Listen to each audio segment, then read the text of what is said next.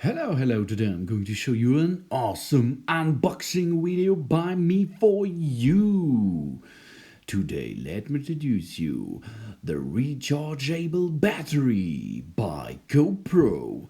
This battery will be for your GoPro HERO5 or GoPro HERO6 Black Edition. Oh yeah, let's open the box and have a look what's inside. It's a rechargeable battery inside and a warning paper.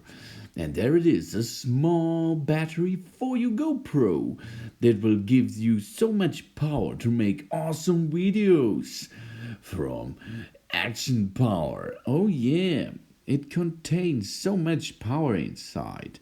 What it contains? It contains a rechargeable lithium-ion battery pack, 3.85 voltage, 1220 milliampere hours. These are 4.70 WH watt hours. Now let's have a battery change at your GoPro. For example, this is the GoPro 6 Black Edition. There are two clamps on the side. We will use the big one. Open the cover and then extract the old battery. The old battery is done. Now let's reassemble a new one.